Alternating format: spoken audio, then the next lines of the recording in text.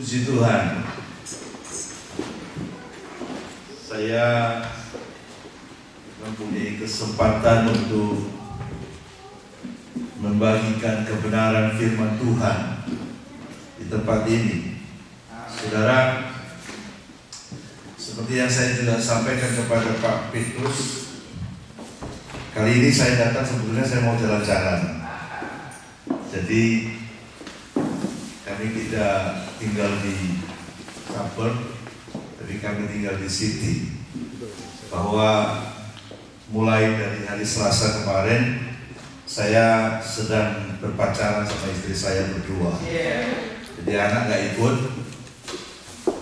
Saya bisa merasakan nikmatnya digandeng istri. Jadi inilah kehidupan yang luar biasa yang Tuhan berikan kepada saya. Dan saya percaya bahwa segala sesuatunya itu Tuhan izinkan terjadi atas hidup kita. Saya tiba-tiba kemarin sore ingat dengan saudara saya, dulurku ini, Pak Haryono. Saya tiba-tiba telepon sama beliau, lalu beliau bisa bilang begini, ya kalau gitu Senin kesini, Minggu khotbah di sini dong. Wah, saya jawabnya bingung, karena saya maunya jalan-jalan. Saya mau duduk dengan firman Tuhan yang gak jauh-jauh dari city. Artinya bahwa karena saya juga gak ada kendaraan, memang saya sengaja tidak disediakan kendaraan. Jadi saya maunya ya yang gereja yang ada di sekitaran city saja. Tetapi saya percaya Tuhan punya rencana yang baik.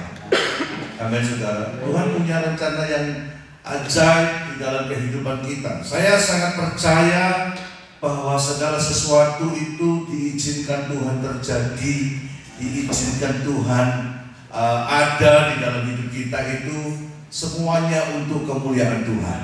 Amin, saudara. Baik yang tidak baik maupun yang baik itu diizinkan Tuhan, sehingga dalam keadaan yang tidak baik sekalipun, saya sering sampaikan kepada anak-anak rohani saya, kepada teman-teman saya katakan begini, percaya enggak bahwa sehelai rambut pun tidak jatuh tanpa seizin Tuhan? Percaya. Kalau percaya jangan bingung dong kalau ada masalah. Karena saya percaya bahwa sekalipun ada di dalam lembah kegelapan seperti yang dikatakan oleh Daud, tetapi kalau Tuhan ada bersama dengan kita, Dia mengizinkan buat kita, tidak ada yang susah buat kehidupan setiap orang yang percaya kepada Tuhan. Amin. Dilewati saja. Dan saya sudah melewatinya dengan jangka waktu yang cukup panjang. Tetapi pada akhirnya saya melihat bahwa tidak ada satupun rencana jahat, tidak ada satupun siasat jahat daripada Yesus Tuhan kita di dalam kehidupan setiap orang yang percaya kepada Tuhan. Amin. Saudara, bulan Juli yang lalu saya menyampaikan tentang siapakah Yesus yang sebenarnya di dalam hidup kita. Amin, saudara. Kita selalu berbicara bahwa Yesus baik, Yesus baik, Yesus baik, tanpa kita tahu siapakah Yesus yang sebenarnya. Dan ternyata yang dikerjakan oleh Yesus di dalam hidup kita adalah apa yang dikehendaki oleh Bapa di surga, yaitu Dia datang untuk membebaskan saudara dan saya. Amin. Siapa percaya bahwa Tuhan Yesus buat kita adalah untuk membebaskan kita? Bukan ngasih makan, bukan ngasih kesembuhan.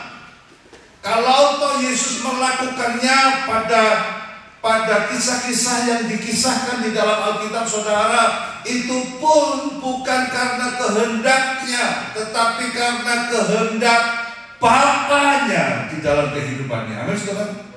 Sehingga dalam cara pandang kita harus benar-benar tahu tugas dan tujuan Yesus diberikan kepada saudara dan saya adalah membebaskan saudara dan saya dari musuh-musuh kita. Amin. Musuh-musuh kita itu siapa? Saya sudah jelaskan kepada saudara. Musuh-musuh kita itu adalah segala sesuatu yang tidak suka Yesus atau Allah itu ada di dalam kehidupan kita. Yang terutama adalah hawa nafsu dan kedagingan di dalam kehidupan kita. Amin. Inilah musuh-musuh kita. Sehingga kalau kita mau melihat apa yang sebetulnya terjadi, musuh-musuh kita itu sudah lama sejak kita lahir dan kita belum dimerdekakan. Tiap-tiap orang yang lahir dikatakan adalah orang-orang yang hidup di dalam dosa. Saya tidak bilang hidup berdosa, tetapi hidup di dalam dosa. Waktu anak mulai lahir, dia hidup di dalam dosa. Apa sih dosa itu? Dosa itu adalah kedagingan di dalam hidupnya. Sehingga saudara melihat dalam pertumbuhan seorang manusia, mulai dia lahir, maka yang muncul di dalam hidupnya adalah kedagingannya. Anak kecil begitu lahir langsung nangis. Waktu dia buang air langsung nangis. Kapan dia bisa diam ketika dia buang air? Waktu bayi nangis, si mama itu langsung tahu bahwa anaknya pasti sedang buang air atau si anak sedang kepingin diberikan susu. Mamanya langsung datang kepada bayinya lalu berkata begini, I'm coming, hang on, I'm coming. Diam enggak bayinya? Enggak, bayinya enggak diam. Kapan bayinya diam? Ketika dia merasakan ketidaknyamanannya itu benar-benar dipenuhi keinginannya. Kapan? Kalau dia lapar, ketika dot susu itu masuk ke mulutnya, dia baru diam. Ketika kotoran di pantatnya itu dibersihkan, dia baru diam. Kenapa? Karena kenyamanannya terganggu. Ketika dia bertumbuh menjadi seorang anak kecil yang boleh dikatakan infant, usianya kurang lebih 1-2 tahun, ketika dia sudah bisa duduk, dia bermain dengan kawannya yang seusianya, dan ketika salah satu memegang barang di tangannya, apa yang dikerjakan oleh yang lainnya? Merebut.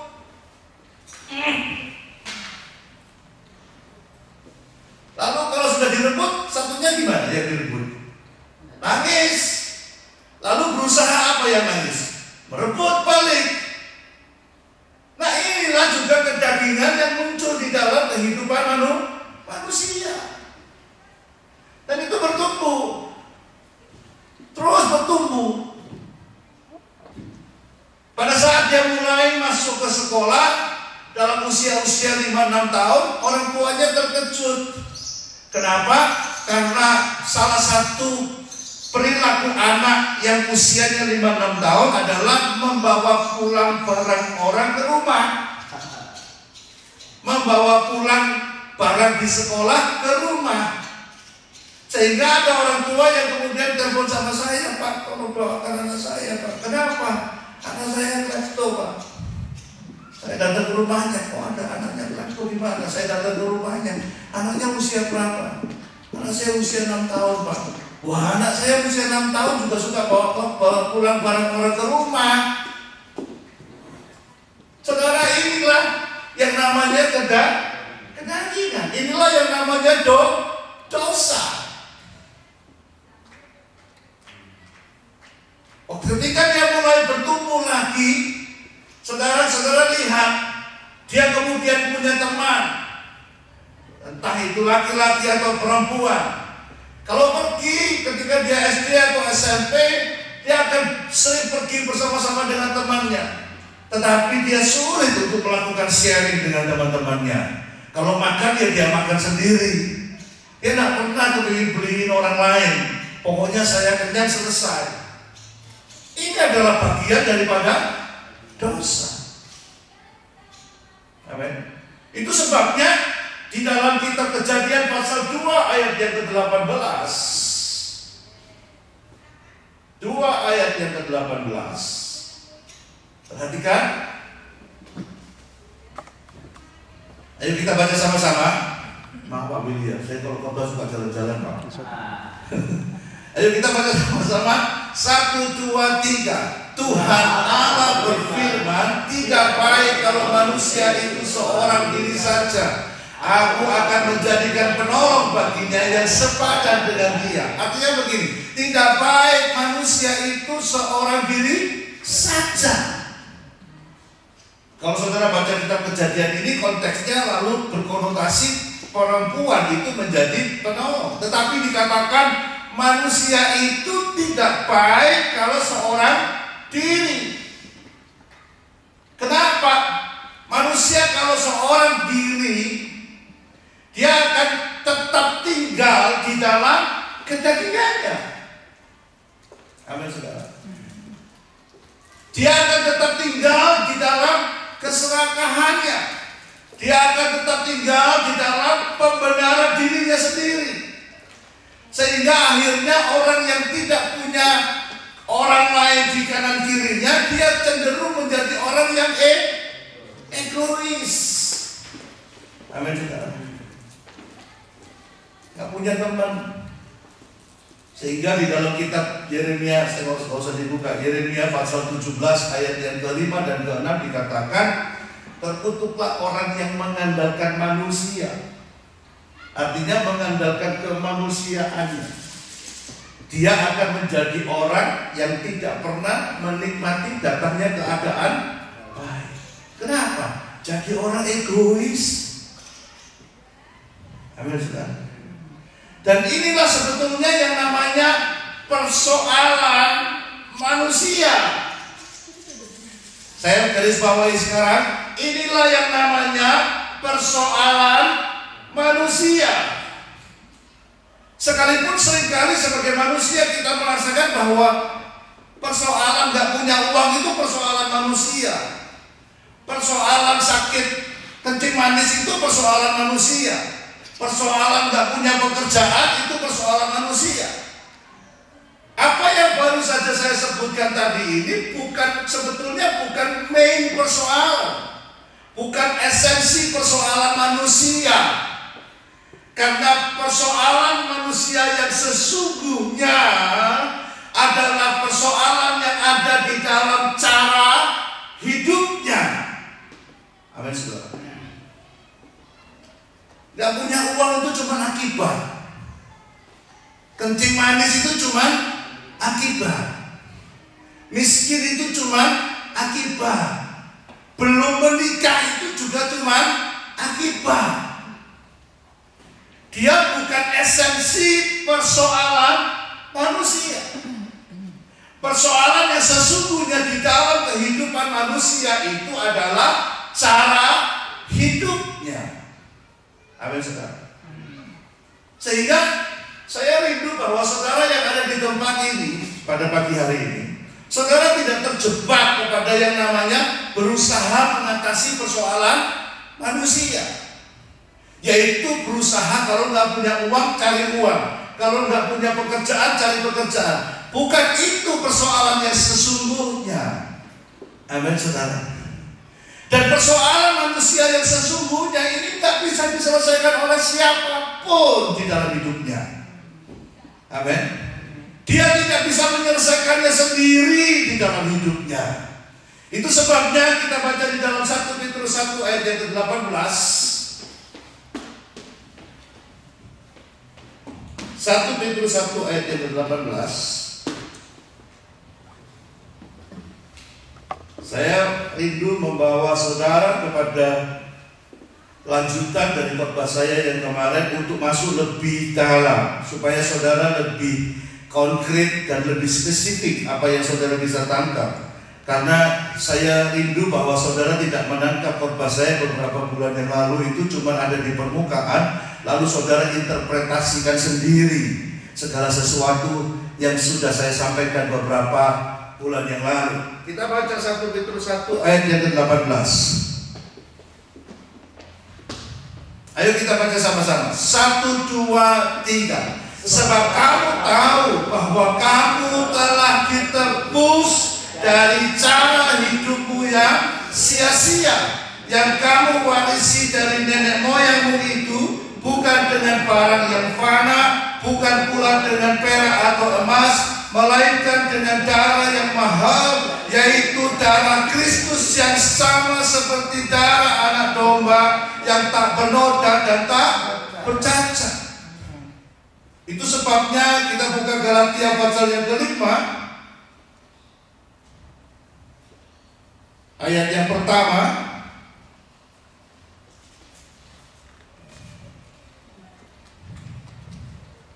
Mari kita baca bersama-sama.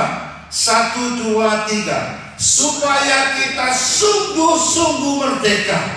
Kristus telah memerdekakan kita. Karena itu berdirilah teguh dan jangan mau lagi dikenakan perambahan. Amin. Jadi dalam hal ini saudara bisa melihat bahwa apa yang dipikirkan oleh Allah, Dia bukan menyelesaikan secara parsial persoalan keuangan saudara, persoalan keluarga saudara, persoalan pekerjaan saudara, persoalan kesehatan saudara, tetapi Dia lebih masuk ke dalam sesuatu yang lebih esensi yang menjadikan semua persoalan itu, yaitu persoalan cara hidup. Amin. Dan untuk itulah Yesus Kristus hadir di tengah dunia ini, supaya saudara dan saya dimerdekakan dari cara hidup yang tadinya membelenggu hidup kita. Amin saudara. Lalu dimerdekakan oleh Allah, lalu duduk di dalam penyertaan Allah, hidup di dalam kasih karunia yang diberikan oleh Allah melalui Yesus Kristus Tuhan kita di dalam kehidupan kita. Amin. Itu sebabnya dikatakan Yesus datang untuk apa? Untuk memerdekakan. Yesus datang untuk apa? Untuk memerdekakan. Sampai sini saudara bisa dulu. Dari apa dimerdekakan? Dari cara hidup yang lama. Sehingga kalau saya katakan bahwa memenangkan jiwa itu bukan cuma sampai membawa orang itu datang ke gereja, tetapi sampai orang itu mengalami perubahan di dalam cara hidupnya yang dimerdekakan oleh kebenaran yang nyata di dalam Yesus Kristus Tuhan kita. Sehingga mindsetnya berubah, sehingga cara hidupnya berubah, sehingga perilakunya berubah. Yang pada akhirnya dia menikmati bahwa Tuhan sudah memerdekakannya dari persoalan keuangan, persoalan kesehatan, persoalan pekerjaan, persoalan pasangan hidup, dan apapun juga yang hari-hari ini menekan di dalam kehidupannya. Amin. Saya mau cerita sekarang. Saudara mau tak ceritain ya? Ketika Pak, saya turun dikit Pak ya? Boleh Pak ya? Nanti kameranya ngasih Pak Billy. Saya paling gak suka khotbah di atas. Rasanya itu jauh banget gitu. Ya, saya pernah pergi sebuah gereja. Waktu saya diundang ke sana, saya masuk, saya lihat kok gembalanya nggak ada. Di mana di gembalanya? Ternyata gembalanya di tingkat nomor 4. Jauh banget gembala itu sama jemaatnya. Saya paling gak suka jauh. Saya lebih suka kalau dekat, saya bisa berkomunikasi secara intens dan baik. Saudara, cerita saya ini terjadi ketika saya pulang dari Sydney. Sehingga kalau saudara melihat warna khotbah saya percaya inilah yang memberikan inspirasi kepada saya untuk menyampaikan pesan Tuhan melalui mimpi yang Tuhan berikan kepada saya tahun 2006 ketika saya pulang dari Sydney sampai tahun 2008. Saudara jangan ngomong ini, Papa tidur lama banget Pak 2006 sampai 2008. Nah, tidurnya sih normal-normal aja. Tapi potongan cerita ini mulai 2006 sampai 2008 itu menjadi sepotong-sepotong cerita. Yang ketika pada akhirnya saya renungkan, cerita ini menjadi satu cerita yang lengkap. Cerita yang benar-benar luar biasa.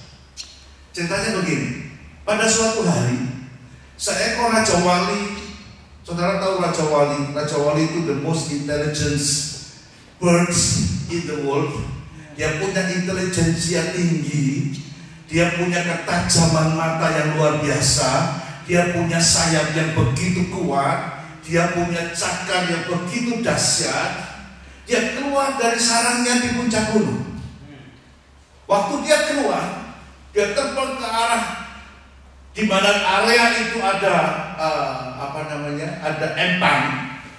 Waktu dia terbang di atas empang itu, dia lihat ada seekor ikan yang di pematang empang itu sedang menggelepar-gelepar.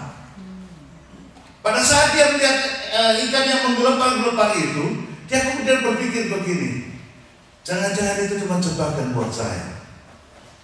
Tetapi ketika dia terbang melintasi empang itu, dia berpikir yang lain juga. Jangan-jangan memang karena empangnya penuh, ikannya loncat, sehingga ikan itu pada keluar dari empang semua. Dan itu adalah salah satunya. Lalu dia pikir begini, kalau toh ini berkat buat saya, ini baik juga buat saya.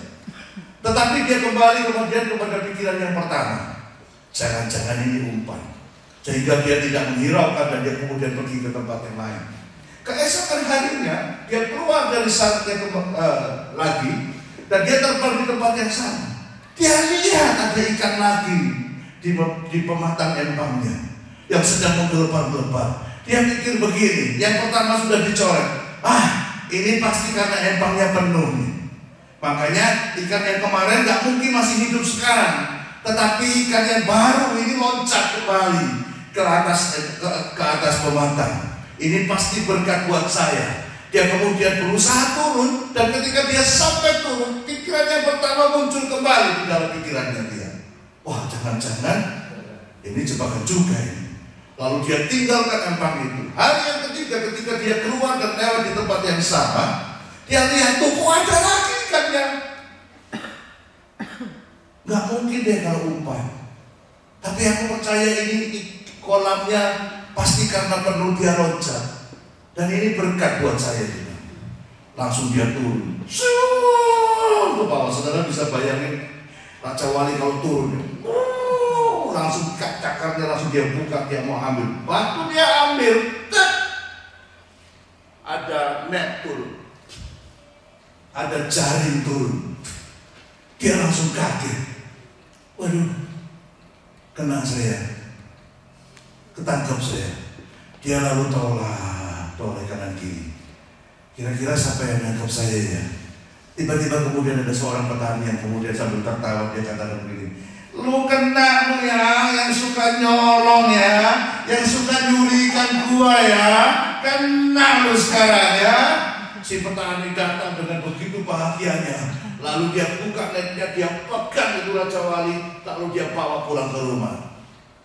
Sesampainya di rumah, ternyata dia sudah menyediakan seutas tali. Dia ikat satu kakinya dengan seutas tali, dengan tali itu. Lalu kemudian di ujung tali yang lainnya dia ikat ke tonggak, dan tali itu panjangnya cuma 3 meter. Dia tancapkan tali tonggak itu di tengah lapangan di depan rumahnya. Dia tancapkan, kemudian Raja Wali itu dia lempar. Waktu Raja Wali itu dilempar, kira-kira apa yang terjadi? Burungnya mau terbang, tapi 3 meter. Sesampai 3 meter dia cuma bisa begini. Dia pikir begini, mungkin runway-nya kurang panjang. Kalau cuma 3 meter mungkin kurang panjang, dia pikir. Lalu dia ambil dari sebelah sini. Kalau ditambah lagi 3 meter ke depan berarti 6 meter. Mungkin saya bisa terbang. Wah, dia lari. Tetapi ketika 6 meter dia langsung bisa terbang. Dia coba ke sisi yang lain, dia coba ke sisi yang lain, dia coba ke sisi yang lain, dan ternyata dia nggak bisa terbang. Saudara, ketika dia nggak bisa terbang, dia mulai berusaha untuk mencari akar. Dia mikir bagaimana caranya dia bisa terbang. Gimana caranya dia mikir? Dia cuma bisa muter-muter, karena talinya cuma 3 meter. Setiap pagi petani datang bawa ikan. Nih makan. Besok lagi petani datang bawa ikan. Besok lagi petani datang bawa ikan. 1 tahun kemudian datang seorang raja dalam mimpi saya. Raja itu lewat di depan rumah petani. Lalu raja itu lihat raja wali yang begitu hebat itu ada di depan rumah petani. Lalu dia bilang begini kepada yang punya rumah, "Ini raja wali punya siapa?" Lalu petani itu bilang, "Punya saya, Paduka." "Oh, boleh nggak saya memilikinya?" "Maaf Paduka, saya masih kepingin memilikinya." Wah, Paduka agak kecewa. Lalu dia bilang begini, "Bolehkah saya membelinya?" Lalu petani dia bilang, "Oh sorry Paduka, this is not for sale." Tidak dijual. Lalu Paduka raja ini bingung, dia lihat raja wali itu, dia bilang begini, "Bagaimana kalau saya tukar dengan separuh kerajaan saya?" Ya, kalau cuma dibeli berapa rupiah, berapa dolar sekalipun, mungkin petaninya nggak mikir. Tapi kalau ditukar sama kerajaan, mungkin dia matanya mulai bling gini kan. Ini ditukar kerajaan ini. Lalu si petaninya bilang, "Silakan Paduka." Langsung dia lepas tonggaknya, dia ambil burungnya, lalu dia serahkan kepada raja. "Silakan dibawa raja." Saya nggak ceritain bagaimana kemudian hidupnya petaninya, karena tidak ada urusan, karena dalam mimpinya juga nggak ada ceritanya. Yang ada ceritanya kemudian si raja bawa raja wali itu pulang. Begitu sampainya di rumahnya, dia buka talinya dari kaki si raja wali, lalu dia buang talinya, lalu dia lempar raja walinya. Terbang nggak? Terbang nggak?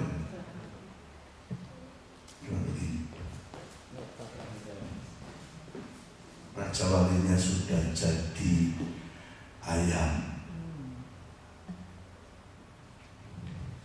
nggak bisa kemana-mana. Rajanya lihat gini, kok raja wali ini sudah jadi ayam ya. Dia ambil raja wali ini, dia bawa ke kamarnya, dan jendelanya dia lempar. Kira-kira terbang?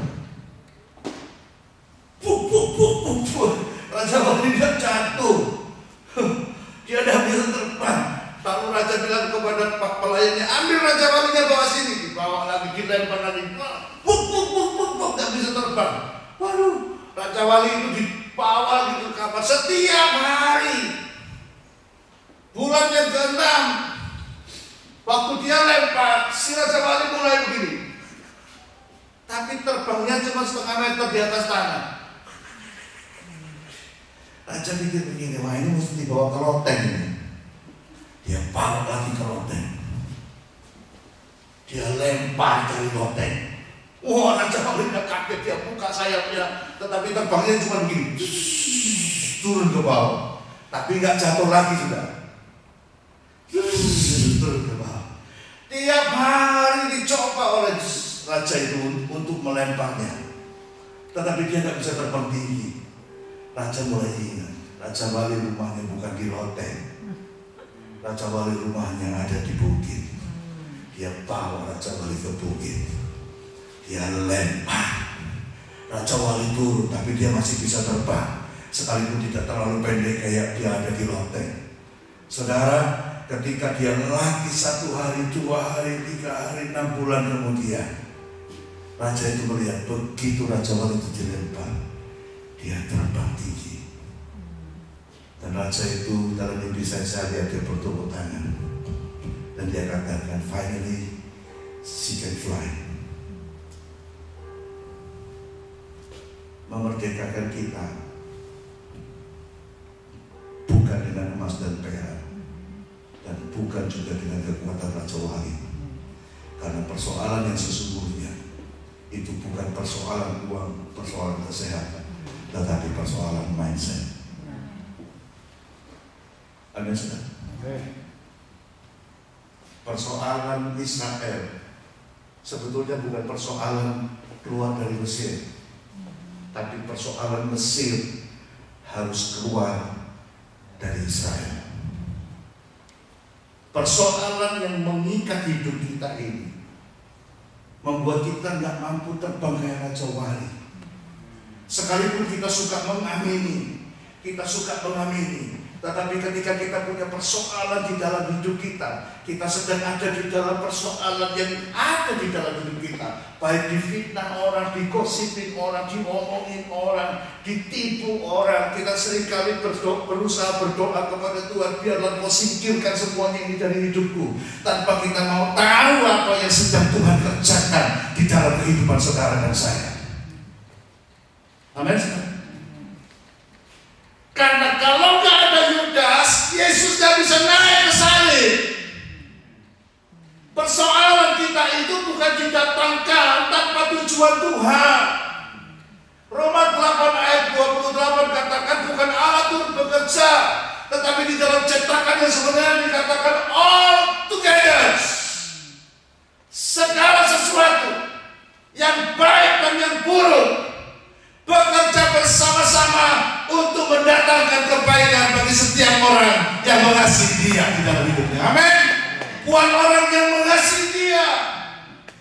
Karena segala sesuatu yang datang di dalam hidup kita itu adalah pekerjaan dan rancangan Tuhan untuk mendidik saudara dan saya, melepaskan saudara dan saya dari mindset dan cara hidup yang lebih senang mengorbankan sedikit dan dapat sebanyak-banyaknya di dalam hidup kita.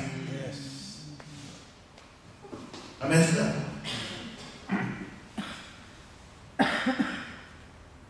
Gereja penuh, tapi yang penuh hanya gereja yang datang ke sini. Saya urapi kamu dengan minyak dan perjamuan kudus, kamu pasti kaya. Saya mau kasih tahu sama saudara, kekristenan not as simple as that.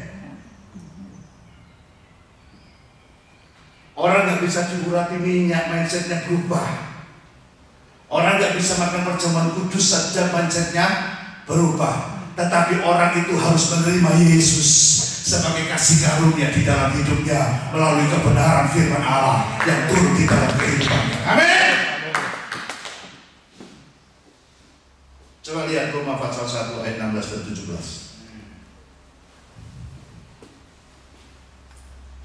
Apa yang merubah cara hidupnya Rasul Paulus? Dan kita baca sama-sama. Sudah? 1, 2, 3. Sebab aku mempunyai keyakinan yang kokoh dalam Injil, karena Injil adalah kekuatan Allah yang menyelamatkan setiap orang yang percaya. Pertama-tama orang Yahudi, tetapi juga orang Yunani. Sebab di dalam Injil nyata kebenaran Allah yang bertolak dari iman dan memimpin kepada iman, seperti ada tertulis orang benar akan hidup oleh iman.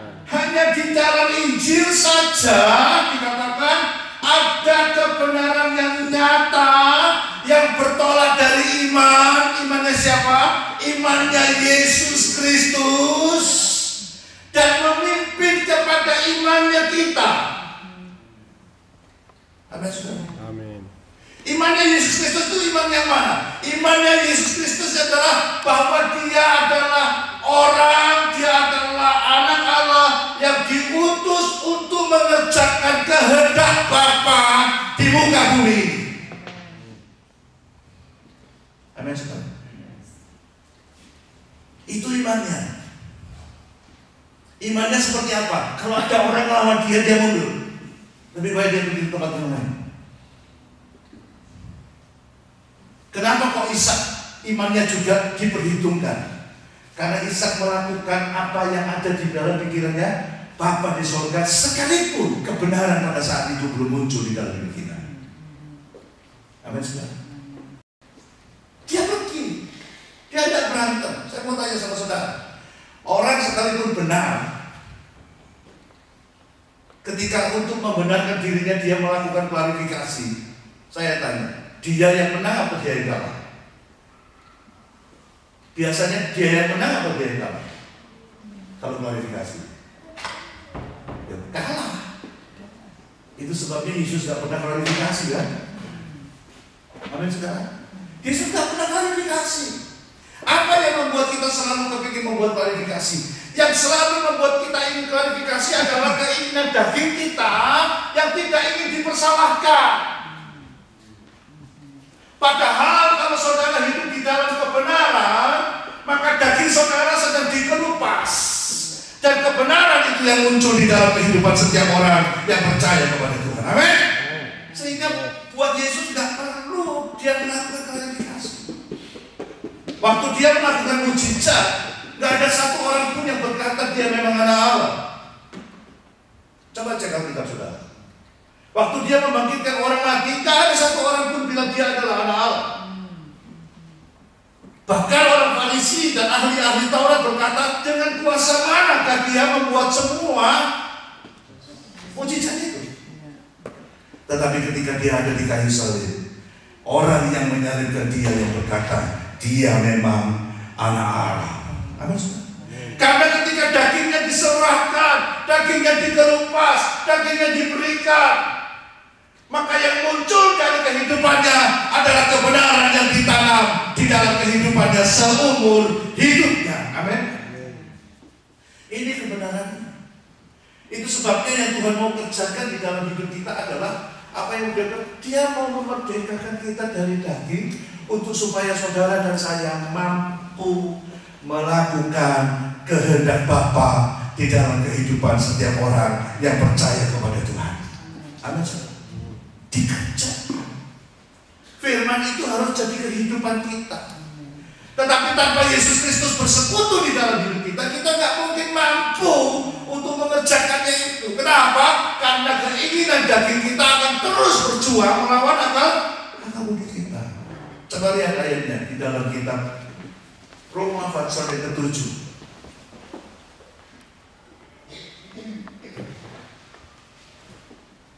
Roma pasal yang ke-7 ayat yang ke-24 atau ayat yang ke-22, lebih baik sampai ayat 24.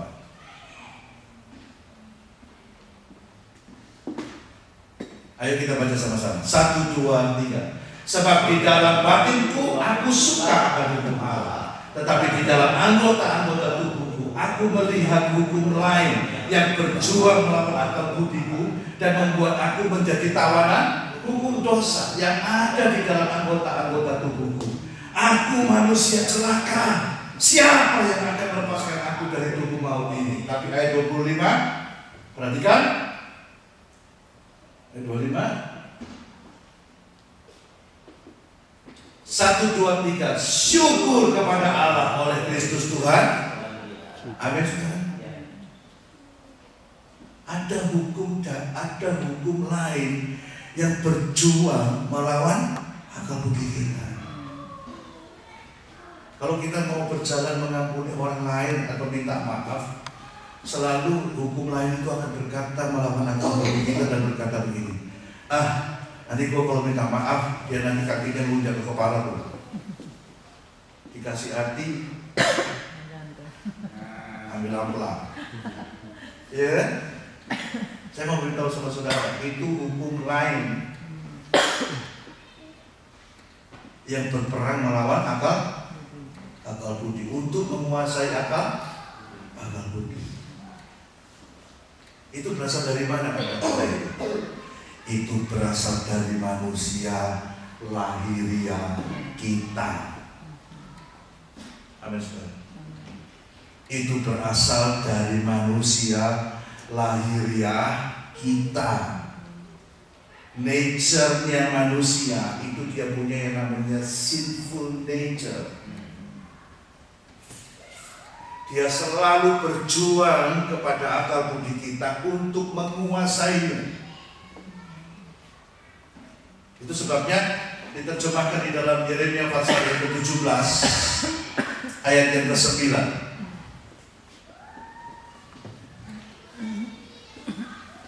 Apa ya, sekolah kitab sedikit ya. Yeremia 17 ayat yang ke-9. Perhatikan, kita baca sama-sama. 1, 2, 3. Betapa liciknya hati, lebih licik dari segala sesuatu. Hatinya sudah membatu, siapakah yang dapat mengetahuinya? Amin. Kalau bahasa bawahnya lebih lucu lagi, 10. Seperti 10 atau 11 terus. 11. Nah, coba lihat. 1, 2, 3. Seperti ayam hutan yang mengerami, yang tidak ditelurkannya, demikianlah orang yang menggaruk kekayaan secara tidak halal. Pada pertengahan usianya ia akan kehilangan semuanya, dan pada kesudahan usianya ia terkenal sebagai orang bebal. Saudara, kata-kata menggaruk kekayaan itu adalah dalam New King James Version-nya dikatakan begini: dia yang tidak hidup secara benar. Itu kayak ayam hutan yang mengerami, yang tidak ditelurkannya. Daging itu tidak ikut menciptakan hati dan pikiran kita. Tapi ketika daging itu hidup di dalam hidup kita hidup di dalam daging, maka daging itu akan mengerami pikiran kita. Amin, saudara. Sehingga pada akhirnya mau tidak mau, sadar tak sadar, kita ini hidup dari apa? Dari keinginan daging. Sehingga ada satu perkara yang dahsyat yang sudah lama kita ketahui, bahwa Yesus datang itu sebagai kasih karunia yang mampu membebaskan saudara dan saya, yang mampu memerdekakan saudara dan saya dari bondage, dari tawanan hukum dosa di dalam hidup kita. Amin. Amin. Amin. Siapa percaya bahwa kita ini, karena kita hidup di dalam hukum dosa, maka hidup kita ini jadi tidak karu-karuan, didorong oleh keinginan daging. Dan siapa percaya Tuhan sudah kasih jalan keluarnya melalui Yesus Kristus. Itu sebabnya Rasul Paulus katakan, syukur kepada Allah oleh karena Yesus Kristus. Tapi persoalan yang selanjutnya adalah begini: mau nggak saudara dan saya menyerahkan kedagingan saudara dan saya? Amin, saudara. Mau nggak kita mau melakukan firman? Mau nggak kita menghidupi yang namanya barang siapa merendahkan diri, dia akan ditinggikan? Mau nggak merendahkan diri? Mau nggak beranjak dari kursi lalu mengampuni orang-orang yang ada di sekeliling kita? Mau nggak kemudian merendahkan diri menjadi seorang suami yang mau giving smile, giving acceptance, giving appreciation kepada istrinya? Mau nggak? Bisa nggak ngomong kemudian kepada istrinya, "You are very beautiful today"? Mau nggak? Atau beranjak terus peluk? Dimana sesungguhnya ketika pernikahan itu sudah, maaf, di usia-usia pernikahan seperti mungkin Pak, berapa tahun Pak? 30 tahun. 30 tahun Pak. 25. Aku sih 26 nih. Saya 23 tahun. 30. Mau nggak dalam usia-usia pernikahan yang sudah tua itu masih gandeng? I love you. Saya kemarin mendapatkan sesuatu yang bikin saya di lift, tiba-tiba istri saya peluk saya lalu dia cium, I love you so much. Aduh.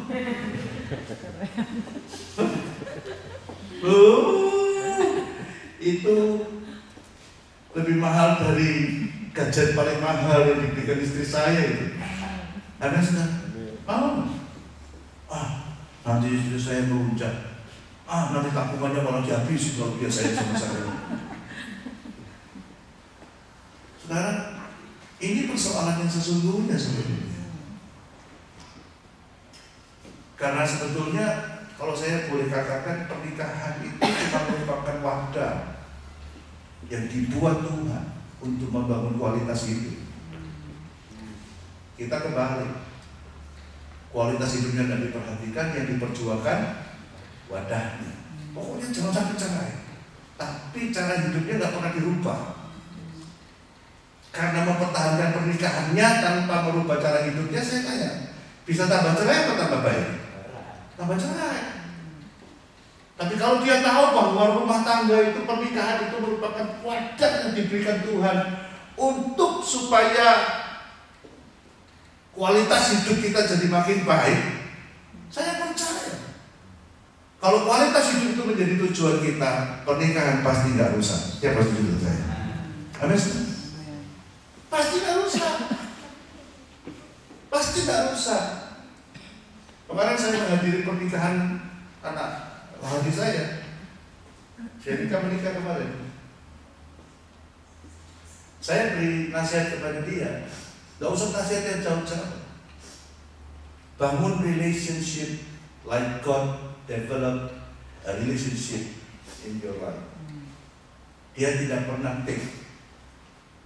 Dia selalu give. Sebetulnya manusia tidak punya hubungan dengan Allah sejak manusia jatuh ke dalam dosa. Tapi inisiatifnya untuk membangun relationship itu seharusnya menjadi kehidupan with His Spirit in our life by giving. Amin.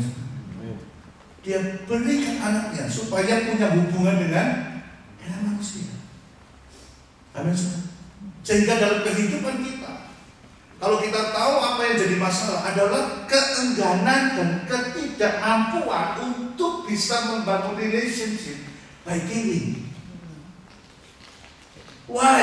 Karena daging itu kecenderungannya adalah menyenangkan dirinya sendiri. Sehingga kita lihat kehidupan pernikahan, banyak orang yang mengatakan bahwa makin tua itu kayak makin jadi teman, bukan lagi istri, gregetnya nggak ada. Tapi saya percaya ketika kasih Allah ada di dalam hidup saudara, saudara hidup dimerdekakan oleh Tuhan dan hidup di dalam kasih karunia Allah, gregetnya tetap ada sekalipun sampai 100 tahun. Amin. Karena kualitas hidup itu menjadi tujuan hidup kita. Amin. Inilah persoalan yang sesungguhnya di dalam hidup kita. Tahap berikutnya adalah mau nggak kita menerima Yesus Kristus dan melakukannya di dalam hidup kita. Amin. Mau nggak? Ini yang menjadi persoalan yang sangat berat di dalam hidup kita. Kita lebih senang katakan begini, kalau orang Surabaya bilang begini, nanti kelamaan, nanti besar kepala. Saya katakan kepada saudara hari ini, besar kepala itu tidak ada di dalam Alkitab. Besar kepala itu bukan tujuan Tuhan. Tetapi saudara harus tahu, kerendahan hati itulah tujuan Tuhan di dalam kehidupan setiap orang yang percaya kepada Tuhan. Amin. Saudara,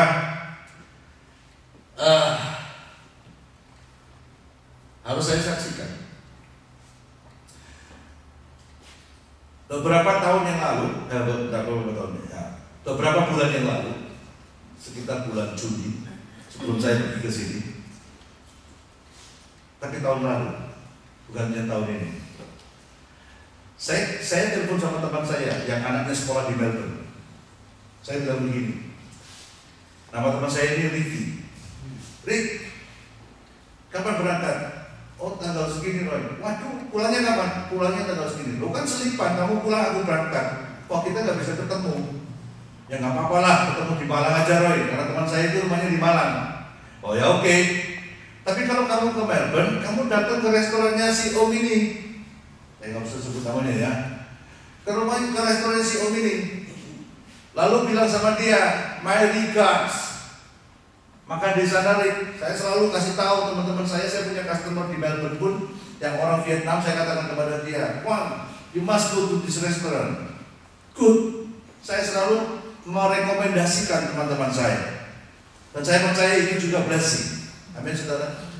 Nah, ketika saya bilang begitu, oke Roy, nanti minggu depannya saya yang ke Melbourne, saya bilang begitu. Oke. Saudara, waktu dia pergi hari kedua, saya BP dia. Udah ke restorannya belum? Dia nggak jawab. Tapi besok paginya saya lihat di display picture-nya dia ada botol minumnya yang ada namanya restorannya. Oh, berarti dia udah ke sono ini. Saya tanya sama dia, bagaimana kabarnya? Tolong salam saya ya. Nggak dijawab. Besok pagi tak tanya lagi, nggak dijawab. Saya telepon teman saya. Rick, what happened? Kok nggak kamu jawab? Dia bilang begini, waduh Roy, mestinya aku nggak mau ngomong sama kamu, Roy, nggak enak Roy. Loh kenapa Rick? Orang itu mau tak tampar kalau aku belum bertobat. Dia bilang, jangan. Kenapa? Kamu tahu, kamu dijelekin habis-habisan sama dia. Oh ya, wah, habis di depan istriku, di depan anakku, waduh habis kamu Roy. Saya bilang, it's okay, Rick. Next week I'll be dead. Wah, nggak usah Roy, percuma Roy, nanti jadinya nggak baik. Saya bilang sama dia, no. Next week I'll be dead. Saya pasti makan di sana dan saya mau peluk dia. Betul saudara. Saya datang ke sana. Hari pertama nggak ketemu, besoknya saya datang lagi. Saya makan di sana. Waktu saya ketemu sama dia, saya peluk dia, saya ngobrol dengan dia. Lama. Setelah itu saya pulang. Saya percaya dia yang mengerjakan yang baik di dalam hidup kita. Amin. Itu sebabnya hari ini kalau ada orang ngomong, Roy, ada orang nggak senang sama kamu, tak tanyain orangnya siapa. Enggak enak. Orangnya siapa? Kasih tahu alamatnya, nomor teleponnya berapa, saya pasti telepon, saya mau ke sana dan saya akan peluk dia. Segala sesuatunya hanya untuk kemuliaan Tuhan. Amin. Kenapa? Karena saya berusaha untuk keluar dari apa? Dari kenyamanan daging saya. Saya berusaha untuk keluar dari kedagingan saya, dimerdekakan dari hidup yang punya sakit hati, dendam, kecewa, gak enak, kesedihan. Saya mau keluar supaya saya dimerdekakan dan menikmati janji Allah di dalam kehidupan setiap orang yang percaya kepada Tuhan. Amin. Dan kalau saudara punya tujuan itu, dia pasti akan tolong saudara. Suatu hari ada satu lagi teman saya. Waktu saya pulang dari Australia, saya bantu dia. Dari bisnisnya dia yang molat-malik sampai bisnisnya dia gila gembira. Dalam waktu cuma 2 tahun. Tapi ketika dia merasa bahwa bisnisnya sudah bagus, dia berusaha kick off saya keluar dari perusahaannya. Sebelum dia kick off saya mengundurkan diri terlebih dahulu. Tetapi waktu saya mengundurkan diri, dia bikin isu. Saya bawa lari uang 1,5 miliar. Oh, saya bilang sama istri saya, biarin aja. Klarifikasi tidak menyelesaikan masalah. Saya juga nggak perlu apa-apa, saya bilang. Udah. Sampai suatu hari, saya pergi ke Jakarta. Saya tahu dan saya dengar dia sudah sejak saya keluar 1 tahun kemudian, setelah saya keluar 1 tahun kemudian dia jadi buron, diuber sama vendornya. Sampai pernah dimasukkan ke dalam tahanan di Polda Bandung, Polda Jawa Barat. Saya dengar. Waktu saya pergi ke Jakarta, saya bilang sama istri saya, waktu itu besok pagi ini Jumat Agung, hari Kamis saya ke Jakarta. Dan di pesawat saya bilang sama istri saya, aku kangen sama yang namanya Gerson. Saya kasih tahu namanya, saudara nggak bakal ketemu sama dia karena saudara nggak kenal. Ya, kalau yang tadi saudara pasti kenal, kalau ini nggak kenal. Namanya Gerson. Saya bilang sama istri saya, aku kangen sama Gerson.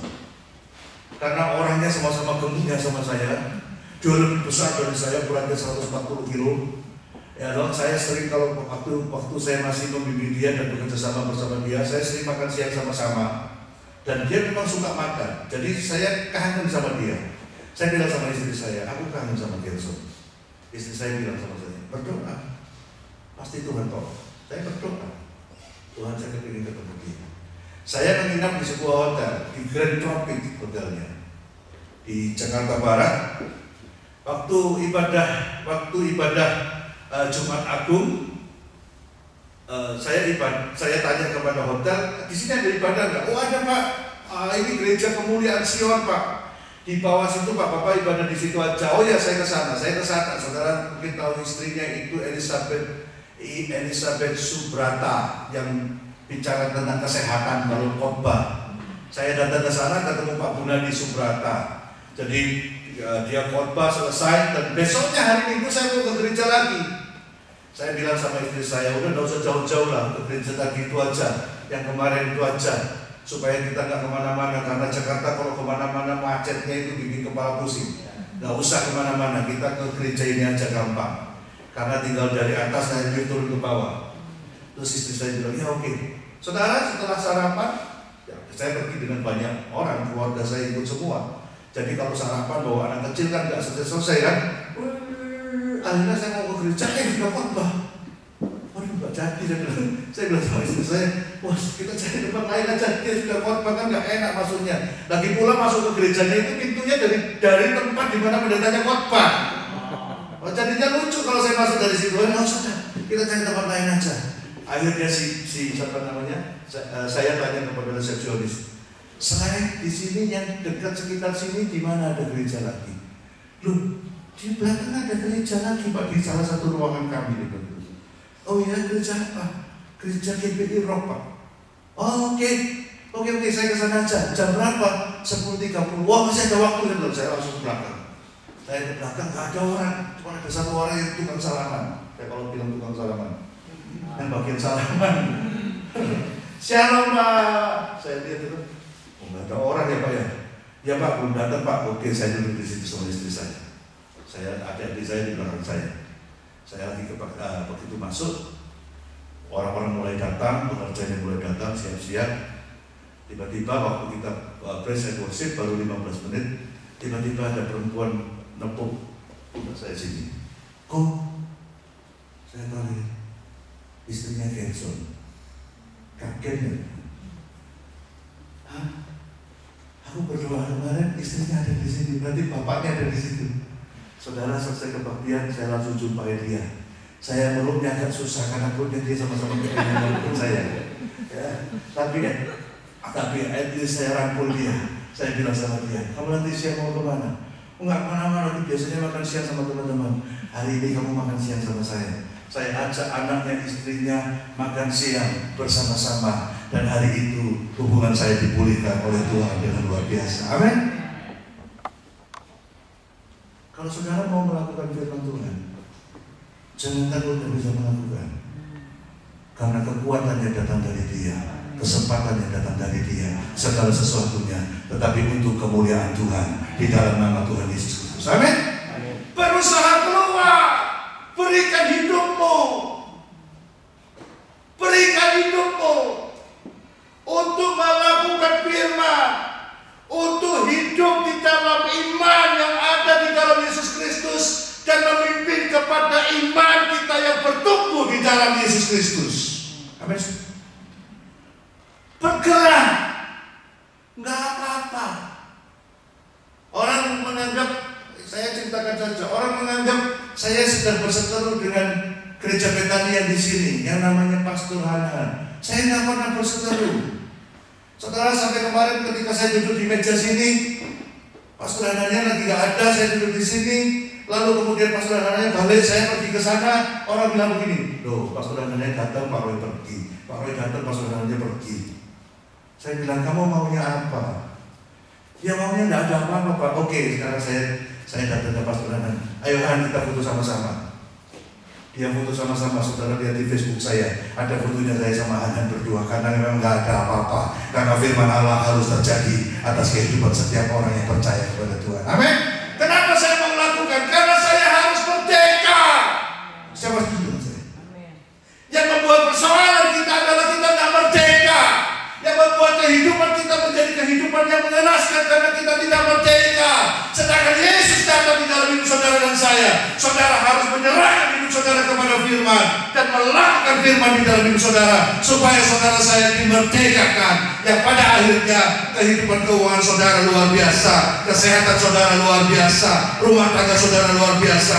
Karena Tuhan ada di dalam hidup saudara dan saya.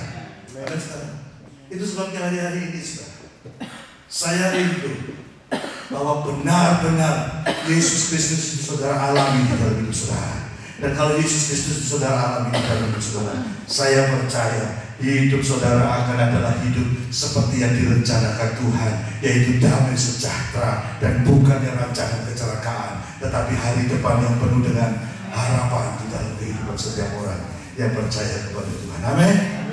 Amin. Mari kita berdiri.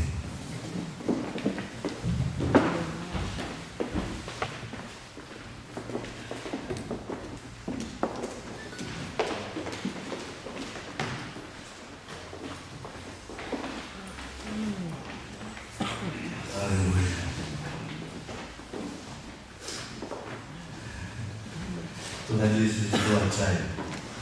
Amin. Tuhan Yesus itu dahsyat. Orang beberapa kali kalau saya datang ke sini, orang-orang yang tahu tentang cerita kenapa saya pulang dari Sydney selalu heran. Pak, Bapak datang ke sini naik apa, Pak? Oh, naik mobil. Oh, Bapak masih ingat jalan dari sini ya? Oh, masih saya tahu. Jalannya kemana aja masih ingat saya. Saya kalau ke sini, istri saya kalau ngajak bertamu-tamu, Ompus. Saya harus nganterin istri saya ke PFO. Kok Birkenhead? Ya, itu istri saya. Itu sebabnya saya kalau ke sini, saya dipinjami mobil. Dan orang kalau lihat mobil yang saya pakai, orang jadi kaget. Karena plat nomornya MTC 008. Lupa, ini kan mobilnya Pak Norman. Iya. Dulu kan Pak Norman yang pulangkan Bapak. Iya. Terus sekarang sama Bapak jadi baik. Karena Tuhan. Apa saudara? Karena Tuhan.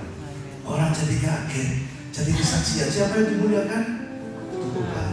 Saya bisa, saya tak bisa. Sulit. Hati saya dikaki peras, sakit yang luar biasa. Waktu Pak Norman datang, saya kasih kesaksian, saya percaya semua orang sudah tahu. Waktu Pak Norman datang ke Surabaya, 3 bulan setelah saya pulang, saya bingung. Tuhan tolong saya. Dia telepon saya, dia mau ketemu sama saya. Saya bilang, Tuhan tolong saya. Saya bilang seperti ini. Oke, kita ketemu di Rujak Timur. Saya ajak Bapak. Waktu saya ketemu, saya tidak tahu Tuhan gimana saya harus ketemu dia. Tapi saudara beri kasih Tuhan, saya bilang, tolong saya Tuhan. Waktu saya ketemu Pak Norman, saudara tahu, tangan saya bisa terbuka. Saya peluk dia. Saya kadang-kadang sedih, kenapa? Karena yang di Sydney masih ada yang mengalami fix. Sementara kami sudah diperdamaikan. Saya mau beritahu sama saudara, Tuhan itu luar biasa.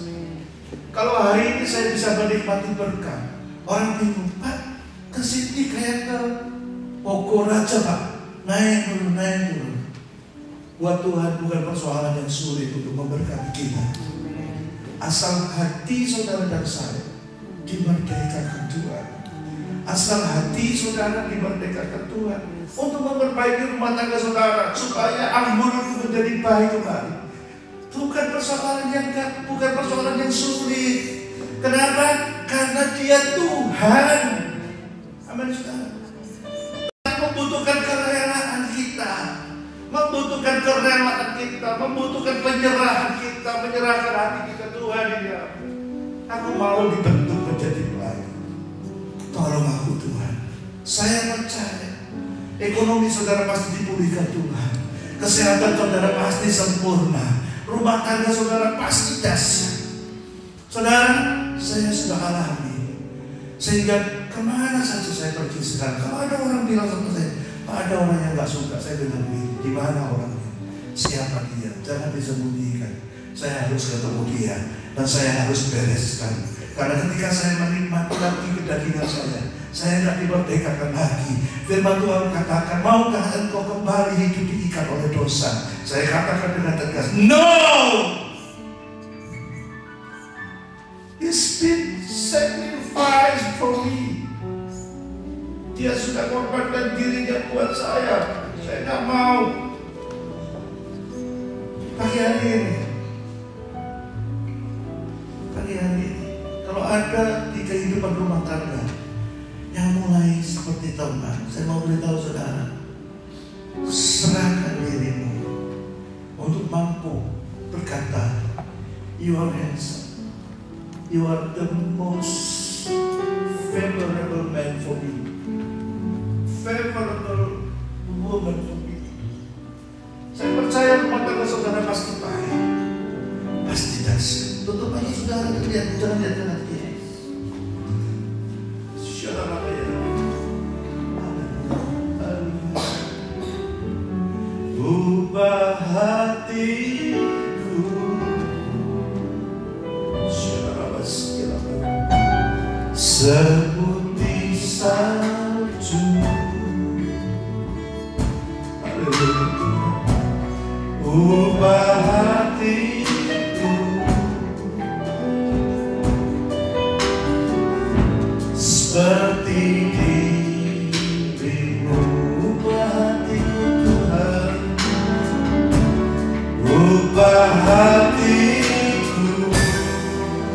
Katakan kepada Tuhan, seputih salju. Ubah hatiku Tuhan, ubah hatiku seperti dirimu.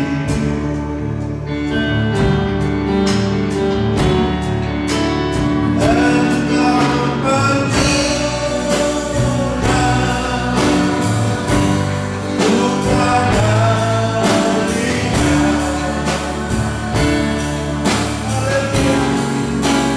Bantu jadikan ini doaku. Ubah hatiku, seperti salju. Ubah hatiku seperti dirimu.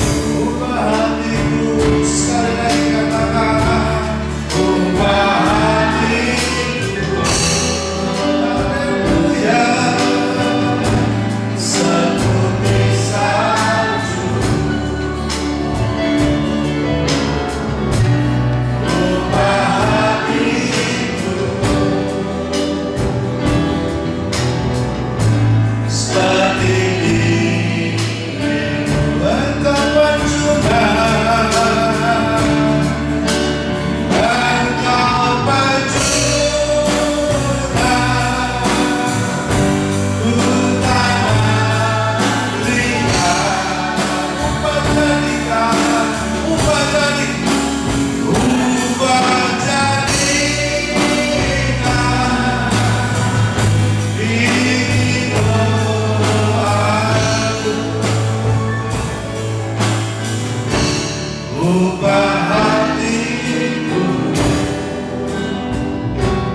seperti salju, seperti salju. Haleluya, ubah hatiku seperti dirimu, seperti dirimu. Di bawah yang berbahagia, saudara yang rindu berubah. Ini tidak semudah saudara ditumpangi tangan dan selesai. Tapi saudara mau memberi diri. Ini yang dikatakan memikul salib. Memberi diri. Saya percaya hubungan suami istri akan berubah menjadi lebih baik. Saudara yang pagi hari ini rindu mengalami perubahan. Taruh tangan kanan saudara di dada saudara. Katakan, Tuhan, ubah aku. Saya percaya ke depan firman yang akan dibagikan di tempat ini mendidik saudara makin dewasa, yang memerdekakan saudara.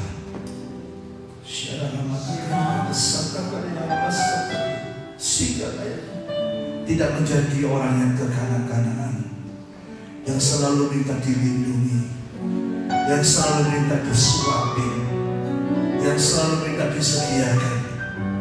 Tetapi pagi hari Tuhan memerdekakan hidup saudara dari Kristen yang kanak-kanak. Saudara didewasakan oleh Tuhan, didewasakan oleh firman untuk mampu bertindak sesuai dengan firman Allah.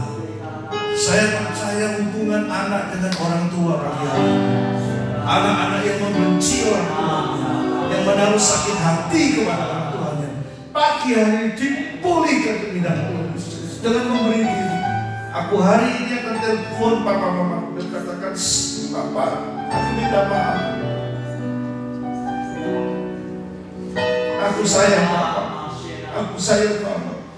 Bila perlu kalau ada orang yang di tengah-tengah saudara, peluk dia dan katakan, aku minta maaf. Firman Tuhan katakan, hormatilah ibu bapakmu supaya panjang umurmu dan diberkatilah hidupmu. Hari ini juga dia pulihkan. Kalau kita sudah memulih, sudah mengalami pemulihan yang ada di dalam. Jangan takut. Nanti jangan-jangan papa saya marah. Lakukan.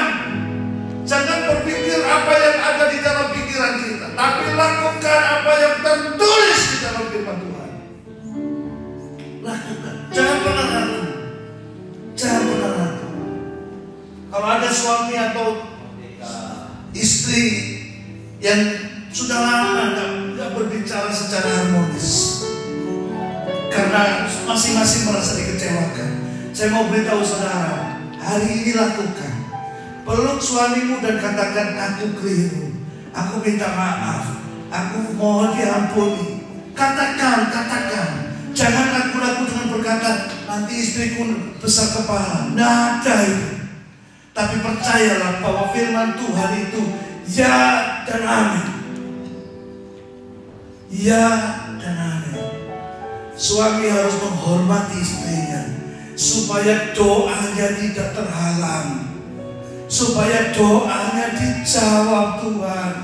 Kalau hari ini ada suami-suami yang dengan istrinya seperti teman, saya mau beritahu saudara bukan hubungan teman, saudara suami istri. Istri adalah rekan sewaris kasih karunia Allah di dalam hidup saudara. Maka hari ini ketika saudara peluk istri saudara dan katakan, sorry, aku minta maaf. Mulai hari ini aku tidak akan mengulangi kesalahan-kesalahanku. Aku mulai hari ini aku akan serius memperhatikan istri dan anak-anakku. Maka saya percaya hari ini juga tingkat-tingkat lagi terbuka memberkati hidup saudara. Tidak ada satu doa pun yang terhalang di dalam saudara.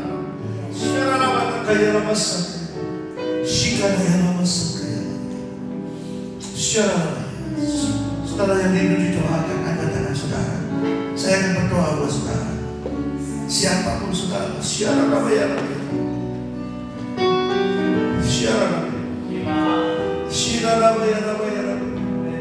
Bapak mau melihat setiap tangan-tangan yang diangkat ke atas. Biarlah pagi hari ini juga adalah pagi yang mengalami terobosan, pagi yang membangun kembali kehidupan yang sudah runtuh, pagi di mana Tuhan membangun kembali tembok-tembok yang berantakan dan menjadikannya menjadi tembok yang baru, yaitu kebenaran firman Allah di dalam hidupnya. Terima kasih Tuhan, terima kasih. Kami percaya Engkau mengurapi setiap tangan-tangan yang diangkat ke atas, membangun kembali pikiran yang baru di dalam hidup mereka dan menjadikan hidup mereka serupa dengan Yesus Kristus. Terima kasih Tuhan, terima kasih. Kau memberkati Pak Ibu Saryono yang sudah dengan tekun bersama dengan Ibu untuk mengembalakan jemaatmu di tempat ini. Tuhan, biarlah pewahyuan, kemurahan Tuhan turun untuk membangun jemaat ini makin hari, makin dewasa, makin mampu bertindak sesuai dengan kebenaran Tuhan. Terima kasih Tuhan, Kau juga memberkati setiap pengerja-pengerja di tempat ini Tuhan, yang dengan setia Tuhan melayani jemaat-Mu yang hadir di tempat ini Tuhan. Kami percaya bahwa segala sesuatu yang dikerjakannya tidak ada yang sia-sia. Terima kasih Tuhan. Di dalam nama Tuhan Yesus Kristus, saudara yang percaya, saudara diberkati Tuhan, katakan amin.